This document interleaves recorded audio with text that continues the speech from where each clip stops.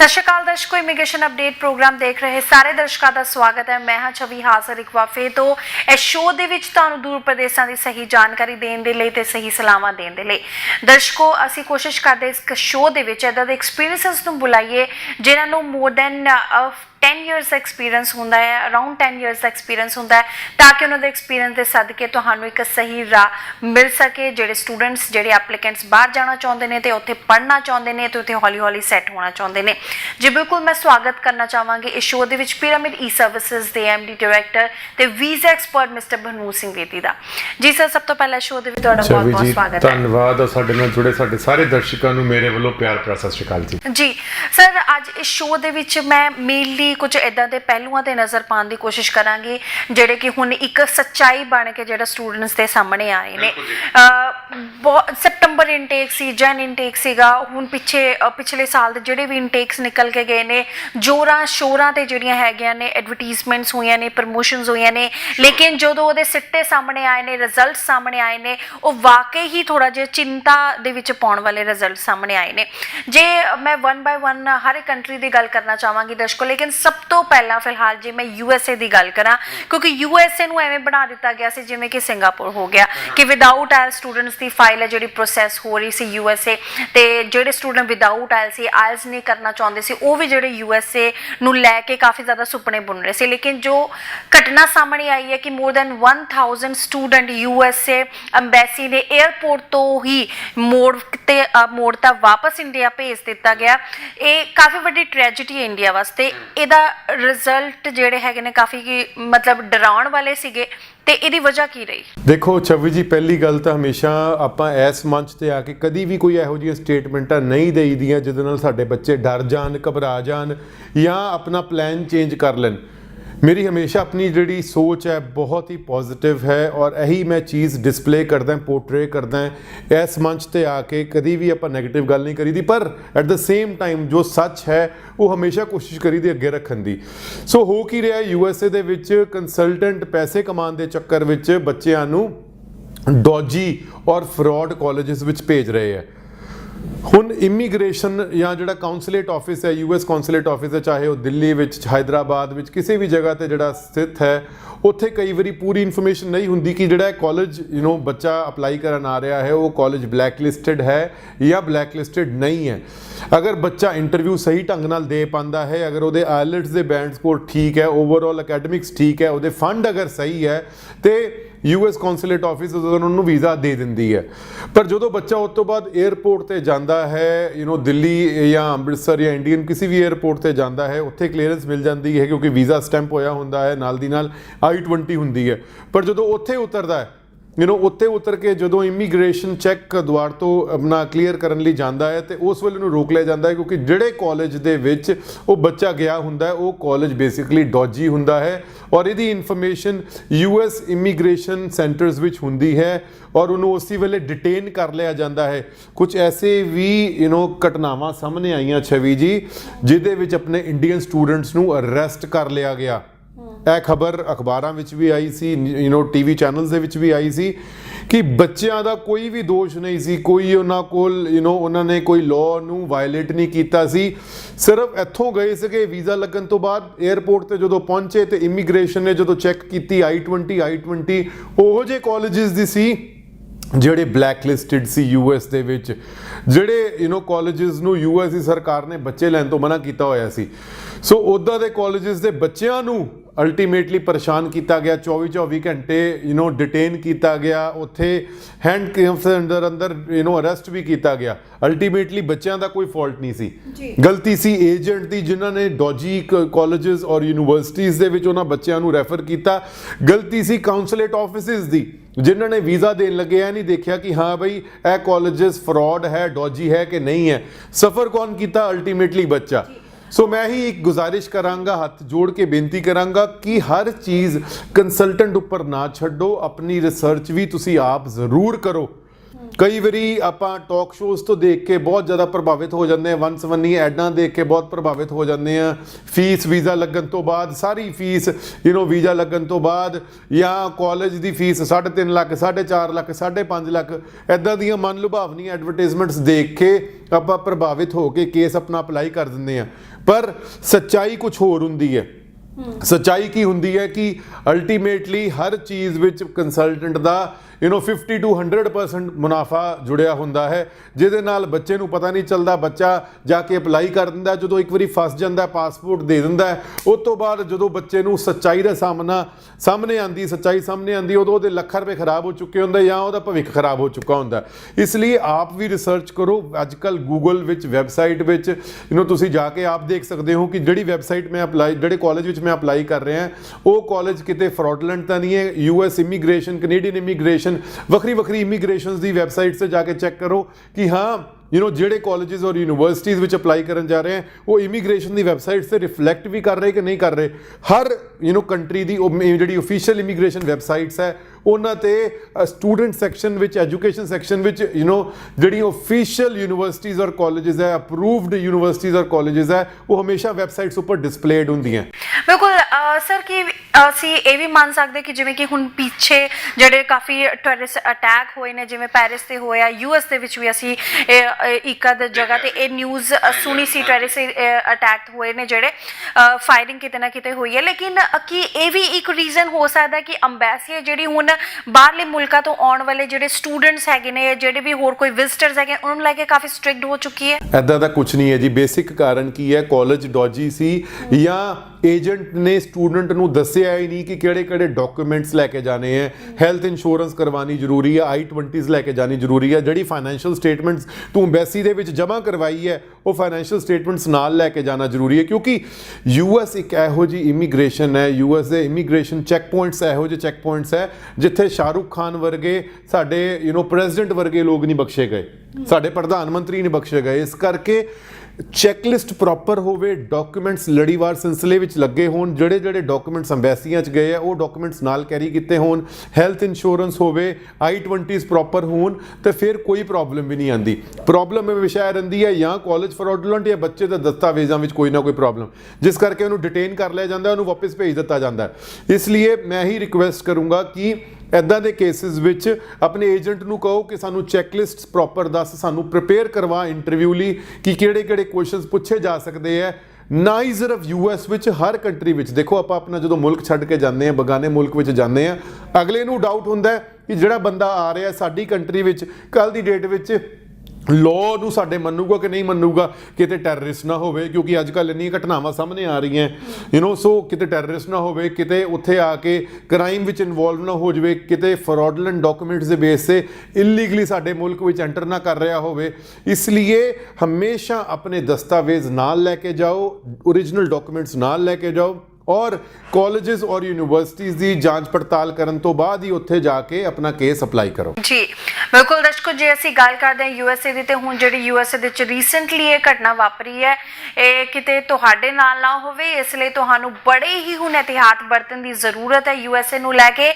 ਜੇ ਤੁਸੀਂ USA ਜਾਣਾ ਚਾਹੁੰਦੇ ਹੋ, ਤੁਹਾਨੂੰ ਲੱਗਦਾ ਕਿ ਤੁਸੀਂ ਕੈਪੇਬਲ ਹੋ, ਐਲੀਜੀਬਲ ਹੋ, ਤੇ ਤੁਸੀਂ ਪ੍ਰੋਪਰ ਤਰੀਕੇ ਨਾਲ ਇਨਫੋਰਮੇਸ਼ਨ ਲੈ ਕੇ ਹੀ USA ਜਿਹੜਾ ਇਹੋ ਜਿਹਾ ਵੀ ਨਹੀਂ ਹੈ ਕਿ USA 'ਚ ਵੀਜ਼ਾ ਨਹੀਂ ਆ ਰਹੇ ਬੱਚਿਆਂ ਨੂੰ ਟਰੈਵਲ। ਸੋ ਮੇਰੇ ਪਿਛਲੇ ਹਫਤੇ ਹੀ ਘੱਟ ਤੋਂ ਘੱਟ 4-5 ਵੀਜ਼ੇ ਆਏ ਹੈ ਔਰ ਉਹ ਬੱਚੇ ਹੁਣ ਟਰੈਵਲ ਵੀ ਕਰ ਚੁੱਕੇ ਹੈ, ਇਸ ਵੇਲੇ USA ਪਹੁੰਚ ਚੁੱਕੇ ਹੋਏ ਹੈ। ਸੋ ਜੇ ਤੁਸੀਂ USA ਸਟੂਡੈਂਟ ਵੀਜ਼ਾ ਅਪਲਾਈ ਕਰਨਾ ਚਾਹੁੰਦੇ ਹੋ ਤੇ ਪਿਰਾਮਿਡ ਈ-ਸਰਵਿਸਿਜ਼ ਨਾਲ ਕਿਉਂ ਕੀਤਾ ਜਾਵੇ, ਦੋ ਮੇਨ ਕਾਰਨ ਹੈ।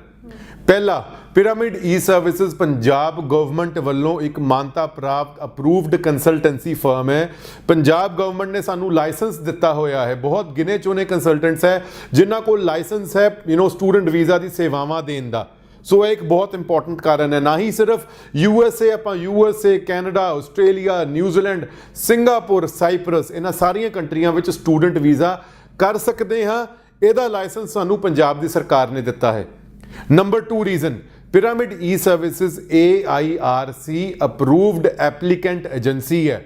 AIRC American International Regulatory Council ਹੈ, ਜੋ ਕਿ ਜਿਹੜੇ ਚੰਗੇ ਕੰਸਲਟੈਂਟਸ ਹੈ, ਜਿਨ੍ਹਾਂ ਨੂੰ ਕੰਮ ਕਰਨ ਦਾ ਤਜਰਬਾ ਹੈ, ਜਿਨ੍ਹਾਂ ਦੇ ਕੋਲ ਟਾਈ ਅਪਸ ਹੈ ਫੋਰਨ ਯੂਨੀਵਰਸਿਟੀਜ਼ ਦੇ, ਉਹਨਾਂ ਨੂੰ ਸਕਰੀਨ ਕਰਦੀ ਹੈ, ਉਹਨਾਂ ਦੇ ਰੈਫਰੈਂਸ ਚੈੱਕ ਕਰਵਾਉਂਦੀ ਹੈ, ਔਰ ਫੀਸ ਦੇਣ ਤੋਂ ਬਾਅਦ ਉਹਨਾਂ ਨੂੰ ਇੱਕ ਸਰਟੀਫਿਕੇਸ਼ਨ ਦਿੰਦੀ ਹੈ, ਅਪਰੂਵਲ ਦਾ ਇੱਕ ਐਪਲੀਕੇਸ਼ਨ ਦਿੰਦੀ ਹੈ। ਸੋ ਪਿਰਾਮਿਡ ਈ ਸਰਵਿਸਿਜ਼ ਇੱਕ AIRC ਅਪਰੂਵਡ ਐਪਲੀਕੈਂਟ ਏਜੰਸੀ ਹੈ, ਜਿਹਦੇ ਨਾਲ ਆਪਾਂ US ਦੀ ਯੂਨੀਵਰਸਿਟੀਜ਼ ਔਰ ਕਾਲਜਸ ਨੂੰ ਪ੍ਰਮੋਟ ਕਰ ਸਕਦੇ ਹਾਂ। ਆਉਣ ਵਾਲੇ ਸਮੇਂ ਵਿੱਚ ਹੋਰ US ਯੂਨੀਵਰਸਿਟੀ ਸਾਡੇ ਨਾਲ ਜੁੜਨਗੀਆਂ, ਤੁਹਾਡੇ ਕੋਲ ਓਪਰਚੁਨਿਟੀਜ਼ ਵਧਣਗੀਆਂ।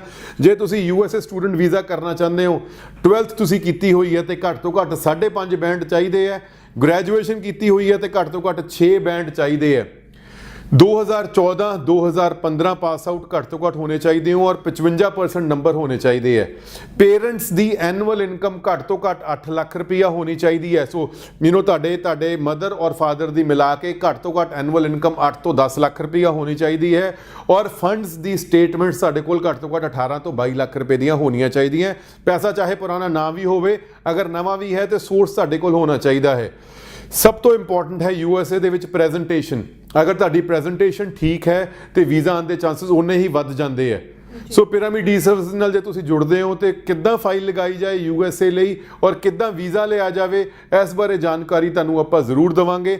ਤੁਸੀਂ ਪਿਰਾਮਿਡ ਦੇ ਜਲੰਧਰ, ਲੁਧਿਆਣਾ, ਮੋਗਾ ਤੇ ਚੰਡੀਗੜ੍ਹ ਦਫ਼ਤਰਾਂ ਵਿੱਚ ਕੰਟੈਕਟ ਕਰ ਸਕਦੇ ਹੋ ਜਾਂ ਸਾਡੀ ਫ੍ਰੀ ਵੀਜ਼ਾ ਹੈਲਪਲਾਈਨ 92563 92563 92563 92563 ਤੇ ਕਾਲ ਕਰ ਸਕਦੇ ਹੋ ਜਾਂ ਸਾਡੀ ਫੇਸਬੁੱਕ ਪੇਜ ਜੋ ਕਿ pyramidservices.com ਹੈ, facebook/pyramidservices.com ਹੈ। ਇੱਥੇ ਜੁੜ ਕੇ ਵੀ ਨਵੇਂ ਜਿਹੜੇ ਅਪਡੇਟਸ ਹੈ, ਰੈਗੂਲਰ ਅਪਡੇਟਸ ਨਾਲ ਤੁਸੀਂ ਜਾਣੂ ਹੋ ਸਕਦੇ ਹੋ। ਜੀ ਬਿਲਕੁਲ, ਜੈਨੂਇਨ ਸਟੂਡੈਂਟ ਜਿਹੜਾ ਹੈਗਾ ਹਜੇ ਵੀ USA ਐਂਟਰਟੇਨ ਹੋ ਰਿਹਾ ਹੈ।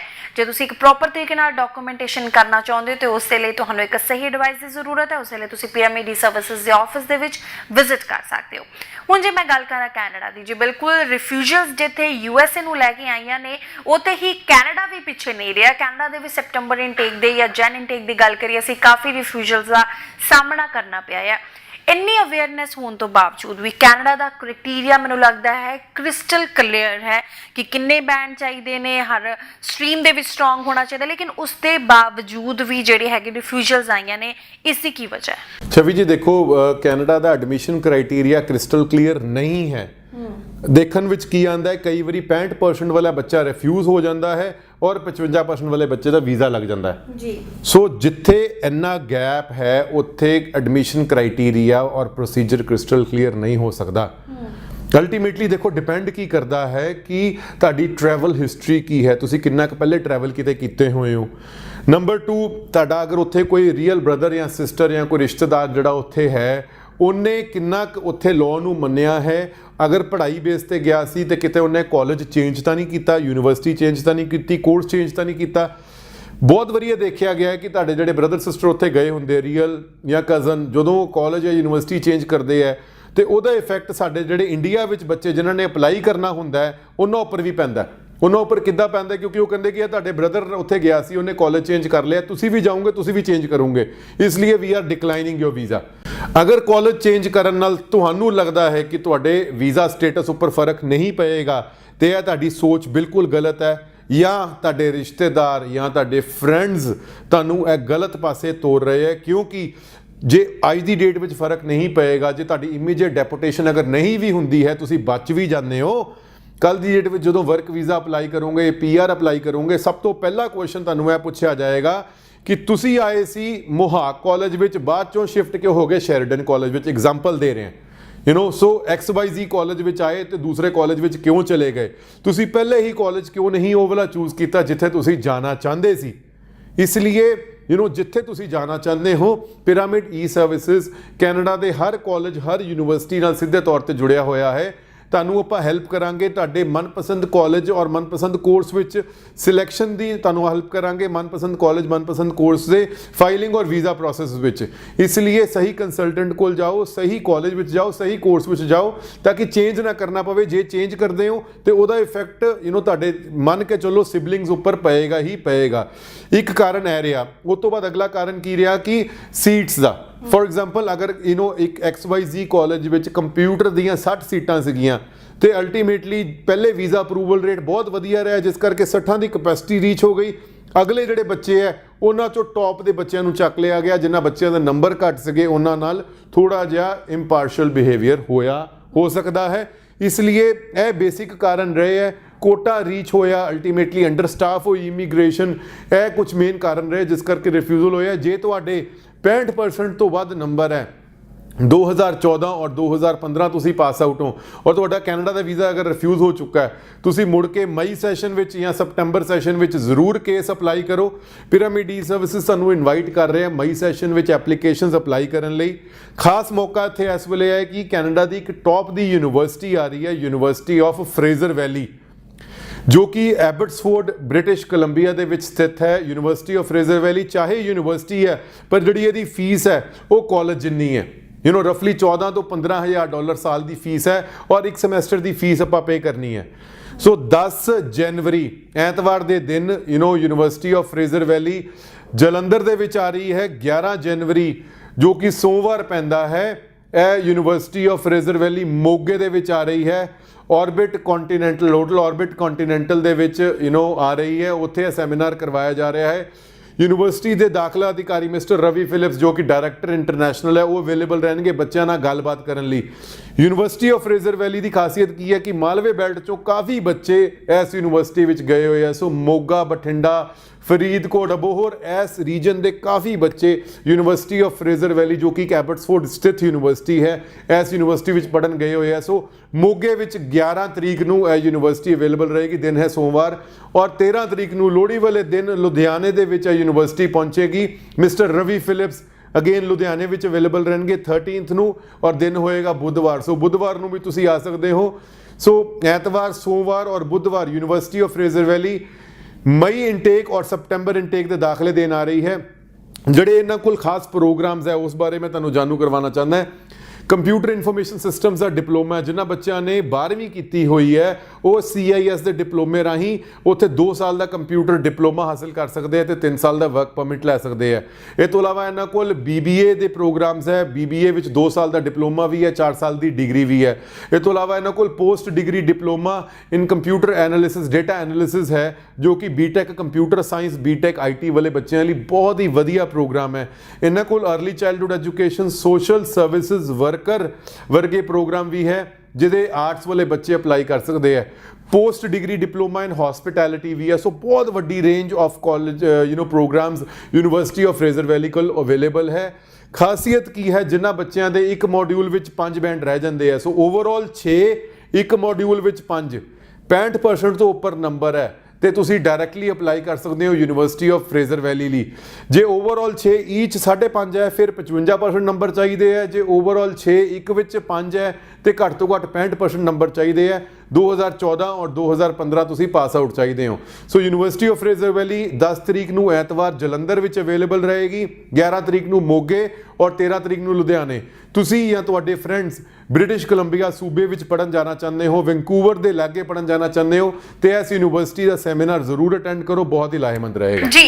ਇੱਥੇ ਜਿਹੜੀ ਫਰੇਜ਼ਰ ਵੈਲੀ ਯੂਨੀਵਰਸਿਟੀ ਆ ਰਹੀ ਹੈ, ਵੱਖ-ਵੱਖ ਜਗ੍ਹਾ ਤੇ ਸੈਮੀਨਾਰਸ ਹੋ ਰਹੇ ਨੇ, ਇਹਨਾਂ ਦੇ ਰਿਪਰੈਜ਼ੈਂਟੇਟਿਵ ਆ ਰਹੇ ਨੇ, ਡਾਇਰੈਕਟਰ ਆਫ ਐਡਮਿਸ਼ਨ ਆ ਰਹੇ ਨੇ, ਉੱਤੇ ਹੀ ਕੀ ਸਟੂਡੈਂਟਸ ਨੂੰ ਜਿਹੜੀਆਂ ਹੈਗੀਆਂ ਨੇ ਕੰਡੀਸ਼ਨਲ ਆਫਰ ਲੈਟਰਸ ਅਵੇਲੇਬਲ ਹੋਣਗੀਆਂ? ਐਬਸੋਲੂਟਲੀ ਜੀ, ਐਬਸੋਲੂਟਲੀ। ਜੇ ਤੁਸੀਂ ਆਇਲਟਸ ਨਹੀਂ ਵੀ ਕੀਤੀ ਹੈ ਜਾਂ ਤੁਹਾਡੇ 12ਵੀਂ ਦਾ ਰਿਜ਼ਲਟ ਅਵੇਟਡ ਹੈ, ਤੁਸੀਂ ਸਪਟੈਂਬਰ ਲਈ ਪਹਿਲੇ ਵੀ ਅਪਲਾਈ ਕਰਨਾ ਚਾਹੁੰਦੇ ਹੋ ਤੇ ਜੀ ਸਦਕੇ ਤੁਸੀਂ ਆ ਸਕਦੇ ਹੋ, ਆਪਣਾ ਅਪਲਾਈ ਕਰ ਸਕਦੇ ਹੋ। ਕੰਡੀਸ਼ਨਲ ਆਫਰ ਲੈਟਰ ਮਿਲ ਜਾਏਗੀ ਔਰ ਫੀਸ ਪੇ ਕਰਨ ਦਾ ਤੁਹਾਨੂੰ ਟਾਈਮ ਮਿਲ ਜਾਏਗਾ ਜਦੋਂ ਤੁਹਾਡੀ ਕੰਡੀਸ਼ਨਸ ਕਲੀਅਰ ਨਹੀਂ ਹੁੰਦੀਆਂ। ਸੋ ਜਿੱਦਾਂ 12ਵੀਂ ਵਾਲੇ ਬੱਚਿਆਂ ਦਾ ਜਿਹੜਾ ਰਿਜ਼ਲਟ ਹੈ ਰਫਲੀ ਜੂਨ ਜੁਲਾਈ ਦੇ ਵਿੱਚ ਆਉਂਦਾ ਹੈ, ਉਹ ਸਪਟੈਂਬਰ ਸੈਸ਼ਨ ਦੀ ਆਫਰ ਲੈਟਰ ਹੁਣੀ ਅਪਲਾਈ ਕਰ ਸਕਦੇ ਹੈ, ਆਪਣੀ ਸੀਟ ਬੁੱਕ ਕਰਵਾ ਸਕਦੇ ਹੈ।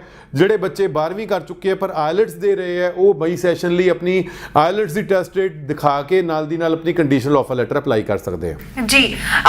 ਸਰ ਮੈਂ ਜੇ ਆਪਣੇ ਲਾਸਟ ਸੈਸ਼ਨਸ ਦੀ ਗੱਲ ਕਰਾਂ, ਜਿਹਨਾਂ ਬੱਚਿਆਂ ਨੇ ਕੰਡੀਸ਼ਨਲ ਆਫਰ ਲੈਟਰਸ ਮੰਗਵਾਈਆਂ ਹੋਈਆਂ ਸੀ, ਕਿਸੇ ਵਜ੍ਹਾ ਨਾਲ ਉਹ ਕੰਡੀਸ਼ਨਸ ਨੂੰ ਫੁੱਲਫਿਲ ਨਹੀਂ ਕਰ ਪਾਏ, ਅਨਕੰਡੀਸ਼ਨ ਨਹੀਂ ਕਰ ਪਾਏ, ਤੇ ਕੀ ਉਹ ਹੁਣ ਕੈਰੀ ਫਾਰਵਰਡ ਹੋ ਸਕਦੇ ਨੇ ਨੈਕਸਟ ਸੈਸ਼ਨ ਵਾਸਤੇ ਜਾਂ ਨਹੀਂ? ਐਪਲੀਕੇਸ਼ਨ ਫੀਸ ਛਵੀ ਜੀ ਕਦੀ ਵੀ ਕੈਰੀ ਫਾਰਵਰਡ ਨਹੀਂ ਹੁੰਦੀ।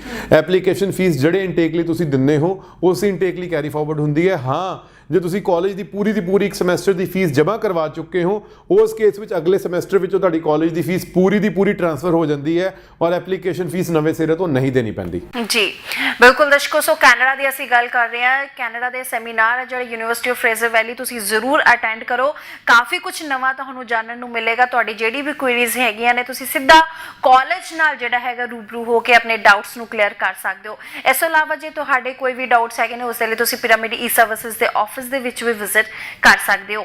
ਇੱਕ ਆਖਰੀ ਸਵਾਲ ਕੈਨੇਡਾ ਬਾਰੇ ਮੈਂ ਜ਼ਰੂਰ ਪੁੱਛਣਾ ਚਾਹਾਂ ਕਿਉਂਕਿ ਕੰਟਰੀਜ਼ ਹੋਰ ਵੀ ਹੈ, ਹੋਰਾਂ ਤੇ ਵੀ ਅਸੀਂ ਡਿਸਕਸ ਕਰਾਂਗੇ ਜਿਹੜੇ ਰਿਫਿਊਜ਼ਡ ਹੈਗੇ ਨੇ ਸਟੂਡੈਂਟ ਪਾਰਟਨਰਸ਼ਿਪ ਪ੍ਰੋਗਰਾਮ ਦੇ ਅੰਡਰ, ਉਹਨਾਂ ਵਾਸਤੇ ਹੁਣ ਕੀ ਰਾਏ ਹੈ ਕੈਨੇਡਾ ਜਾਣ ਦੀ? ਦੇਖੋ, ਅਗਰ ਤੁਹਾਡਾ ਕੇਸ ਰਿਫਿਊਜ਼ ਹੋ ਚੁੱਕਾ ਹੈ ਔਰ ਤੁਹਾਡੇ ਓਵਰਆਲ 65% ਤੋਂ ਘੱਟ ਹੈ, ਈਚ ਸਬਜੈਕਟ 50% ਜਾਂ 55% ਤੋਂ ਘੱਟ ਹੈ, ਤੇ ਦੁਬਾਰਾ ਤੋਂ ਕੈਨੇਡਾ ਅਪਲਾਈ ਕਰਨ ਦਾ ਕੋਈ ਫਾਇਦਾ ਨਹੀਂ ਹੈ, ਕਿਉਂਕਿ ਰਿਫਿਊਜ਼ਲ ਦੁਬਾਰਾ ਤੋਂ ਆਉਣ ਦੇ ਚਾਂਸਸ ਕਾਫੀ ਹੈ। 70-80% ਚਾਂਸ ਹੈ ਕਿ ਤੁਹਾਡਾ ਕੇਸ ਦੁਬਾਰਾ ਤੋਂ ਰਿਫਿਊਜ਼ ਹੋ ਜਾਏਗਾ। ਜੇ ਤੁਹਾਡੇ ਨੰਬਰ 65% ਤੋਂ ਉੱਪਰ ਹੈ ਔਰ ਹਰ ਸਬਜੈਕਟ ਵਿੱਚ 55% ਤੋਂ ਉੱਪਰ ਹੈ, ਬੈਂਡ ਸਕੋਰ ਓਵਰਆਲ 6, ਈਚ ਮੋਡਿਊਲ 5.5 ਹੈ, ਤੇ ਜ਼ਰੂਰ ਅਪਲਾਈ ਕਰੋ। ਮਈ ਸੈਸ਼ਨ ਵਿੱਚ ਅਪਲਾਈ ਕਰੋ, ਸਪਟੰਬਰ ਸੈਸ਼ਨ ਵਿੱਚ ਅਪਲਾਈ ਕਰੋ, ਵੀਜ਼ਾ ਆ ਸਕਦਾ ਹੈ।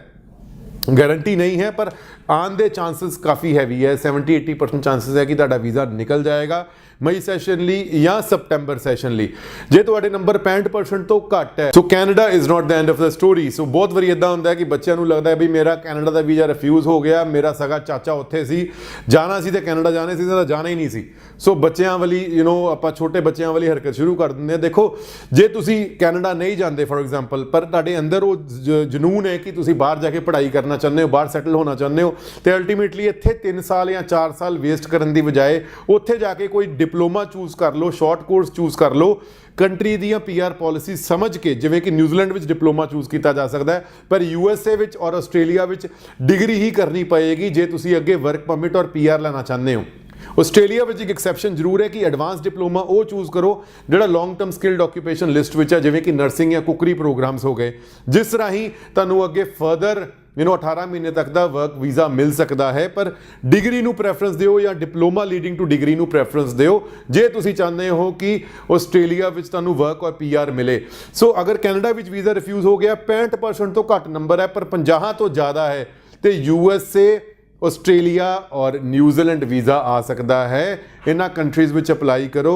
Definitely student to work to PR policy ਇਹਨਾਂ ਕੰਟਰੀਜ਼ ਦੀ ਹੈਗੀ ਹੈ, ਜਿਹਦੇ ਰਾਹੀਂ ਆਪਾਂ ਉੱਥੋਂ ਦੇ ਪੱਕੇ ਵਸਨੀਕ ਬਣ ਸਕਦੇ ਹਾਂ।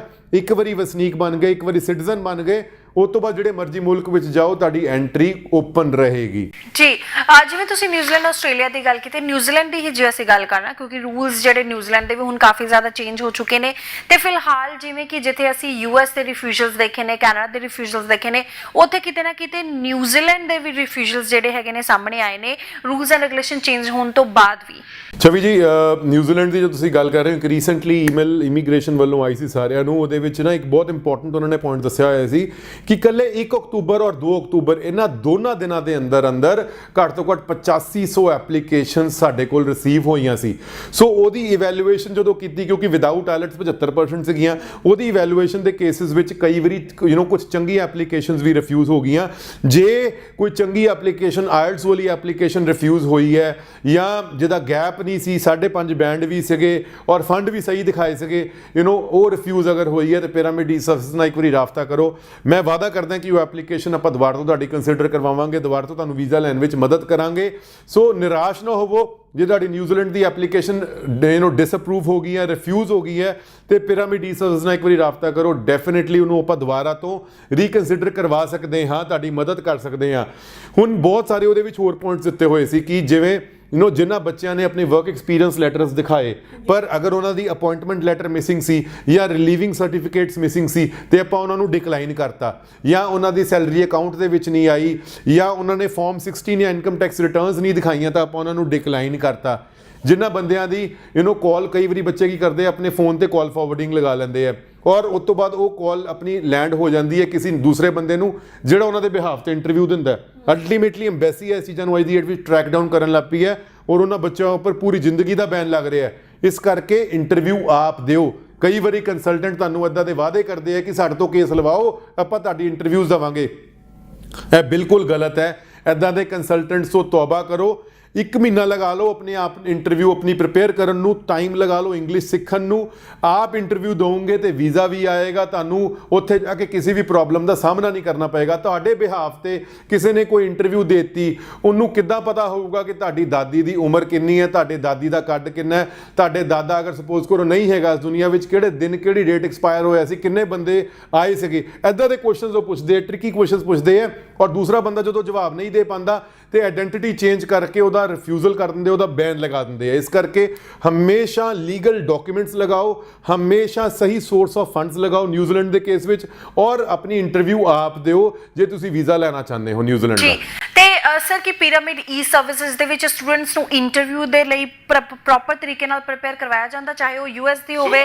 ਪਿਰਾਮਿਡ ਈ ਸਰਵਿਸਿਜ਼ ਦੇ ਵਿੱਚ ਬੱਚਿਆਂ ਨੂੰ ਇਹ ਕਿਹਾ ਜਾਂਦਾ ਕਿ ਤੁਸੀਂ ਆਪਣੀ ਇੰਟਰਵਿਊ ਆਪ ਦੇਣੀ ਹੈ, ਆਪਾਂ ਨਹੀਂ ਦੇਣੀ, ਪਰ ਪ੍ਰਿਪੇਅਰ ਆਪਾਂ ਤੁਹਾਨੂੰ ਕਰਵਾਉਣਾ। ਆਪਾਂ ਤੁਹਾਡੇ ਨਾਲ ਹਰ ਕਦਮ ਤੇ ਖੜੇ ਹਾਂ, ਆਪਾਂ ਤੁਹਾਡੇ ਨਾਲ ਸਟਾਰਟ ਤੋਂ ਲੈ ਕੇ ਐਂਡ ਤੱਕ ਤੁਹਾਡੇ ਪੂਰੇ ਪ੍ਰੋਸੈਸ ਵਿੱਚ ਤੁਹਾਡੀ ਮਦਦ ਕਰਾਂਗੇ, ਤਿਆਰ ਕਰਵਾਵਾਂਗੇ, ਪਰ ਤੁਹਾਡੇ ਬਿਹਾਫ ਤੇ ਨਾ ਹੀ ਕੋਈ ਗਲਤ ਡਾਕੂਮੈਂਟ ਲਾਵਾਂਗੇ, ਨਾ ਐਕਸੈਪਟ ਕਰਾਂਗੇ, ਨਾ ਤੁਹਾਡੇ ਬਿਹਾਫ ਤੇ ਇੰਟਰਵਿਊਆਂ ਦੇਵਾਂਗੇ। ਸੋ ਇਹ ਕੰਮ ਸਾਡੀ ਕੰਪਨੀ ਵਿੱਚ ਨਹੀਂ ਹੁੰਦਾ। ਜਿਹੜੇ ਬੱਚੇ ਇਹ ਸੋਚ ਨਾਲ ਆਉਂਦੇ ਆ, ਮੈਂ ਪਹਿਲੇ ਹੀ ਕਹਾਂਗਾ ਕਿ ਸਾਨੂੰ ਨਾ ਫੋਨ ਕਰੋ, ਨਾ ਸਾਡੇ ਦਫ਼ਤਰਾਂ ਵਿੱਚ ਆਓ, ਕਿਉਂਕਿ ਲੀਗਲ ਤਰੀਕੇ ਨਾਲ ਆਪਾਂ ਕੰਮ ਕਰਨਾ ਹੈ ਤਾਂ ਕਿ ਕੱਲ੍ਹ ਦੀ ਡੇਟ ਵਿੱਚ ਬੱਚਿਆਂ ਨੂੰ ਕੋਈ ਵੀ ਪ੍ਰੋਬਲਮ ਕਿਸੇ ਵੀ ਪ੍ਰਕਾਰ ਦੀ ਨਾ ਆਵੇ। ਬਹੁਤ ਵਾਰੀ ਇੱਦਾਂ ਹੋਇਆ ਆਸਟ੍ਰੇਲੀਆ ਵਿੱਚ, ਖਾਸ ਕਰ ਬੱਚਾ ਆਪਣਾ PR ਲੈਣ ਦੇ ਲਈ ਉਹ ਸੈਰਮਨੀ ਤੇ ਜਾ ਰਿਹਾ, ਜਦੋਂ ਨਾਲ ਹੀ ਮੇਲ ਆ ਗਈ ਕਿ ਤੁਹਾਡੀ ਜਿਹੜੀ PR ਹੈ, ਤੁਹਾਡਾ ਵੀਜ਼ਾ ਉਹ ਕੈਂਸਲ ਕਰ ਦਿੱਤਾ ਗਿਆ, ਕਿਉਂਕਿ ਜੋ ਤੁਹਾਡੇ ਫੰਡ ਵੈਰੀਫਾਈ ਕਰਵਾਏ, ਤੁਹਾਡੇ ਫੰਡ ਵੈਰੀਫਾਈ ਨਹੀਂ ਹੋਏ ਸੀ। ਸੋ 5 ਸਾਲ ਪੁਰਾਣੇ ਫੰਡ ਉਹ ਵੈਰੀਫਾਈ ਵੀ ਕਰਨ ਦੀ ਕੈਪੈਸਿਟੀ ਰੱਖਦੇ ਹੈ, ਇਸ ਲਈ ਕਦੀ ਵੀ ਐਮਬੈਸੀ ਵਿੱਚ ਗਲਤ ਦਸਤਾਵੇਜ਼ਾਂ ਵਿੱਚ ਨਾ ਅਪਲਾਈ ਕਰੋ। ਔਰ ਪਿਰਾਮਿਡ ਈ ਸਰਵਿਸਿਜ਼ ਤੁਹਾਡੀ ਸਹਾਇਤਾ ਕਰੇਗਾ ਇੰਟਰਵਿਊ ਪ੍ਰੈਪਰੇਸ਼ਨ ਲਈ। ਪਿਰਾਮਿਡ ਦੇ ਜਿਹੜੇ ਕਾਉਂਸਲਰਸ ਹੈ ਉਹ ਟ੍ਰੇਨਡ ਹੈ, ਪਿਰਾਮਿਡ ਕੋਲ ਡੈਡੀਕੇਟਡ ਸਟਾਫ ਹੈ। Pyramid e services education New Zealand trained agent ਹਾਂ, ਮੈਂ ਆਪ ਐਜੂਕੇਸ਼ਨ ਨਿਊਜ਼ੀਲੈਂਡ ਟ੍ਰੇਨਡ ਏਜੰਟ ਹਾਂ, ICEF ਸਕਰੀਨਡ ਏਜੰਟ ਹਾਂ, ਪੰਜਾਬ ਸਰਕਾਰ ਵੱਲੋਂ ਮਾਨਤਾ ਪ੍ਰਾਪਤ ਕੰਸਲਟੈਂਟ ਹਾਂ, AIRC ਅਪਰੂਵਡ ਐਪਲੀਕੈਂਟ ਏਜੰਸੀ ਹਾਂ ਆਪਾਂ। ਸੋ ਇੰਨਾ ਜ਼ਿਆਦਾ ਸਰਟੀਫਿਕੇਸ਼ਨਸ ਆਪਾਂ ਸਾਡੇ ਕੋਲ ਹੈਗੀਆਂ। ਯੂਨੀਵਰਸਿਟੀਜ਼ ਦੇ ਟਾਈ-ਅਪਸ ਔਰ ਕਾਲਜਿਸ ਦੇ ਟਾਈ-ਅਪਸ ਡਾਇਰੈਕਟ ਹੈ, ਜਿਹਦੇ ਨਾਲ ਬੱਚਿਆਂ ਨੂੰ ਫਾਇਦਾ ਹੁੰਦਾ ਹੈ।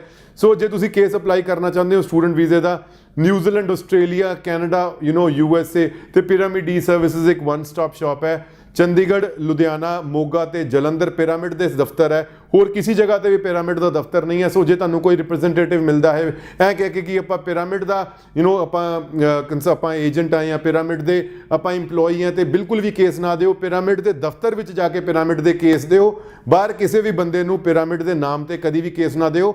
ਔਰ ਪਿਰਾਮਿਡ ਦਾ ਜਿਹੜਾ ਹੈਲਪਲਾਈਨ ਨੰਬਰ ਹੈ 92563 92563, ਇਹ ਤੇ ਫੋਨ ਕਰਕੇ ਇਨਫੋਰਮ ਕਰੋ ਕਿ ਬਾਹਰ ਇਹ ਵਾਲਾ ਬੰਦਾ ਤੁਹਾਡੇ ਨਾਮ ਤੇ ਕੇਸ ਫੜ ਰਿਹਾ, ਕਿਉਂਕਿ ਰੀਸੈਂਟਲੀ ਕੁਝ ਕੇਸਿਸ ਸਾਡੇ ਸਾਹਮਣੇ ਇਹੋ ਜਿਹੇ ਆਏ ਸੀਗੇ।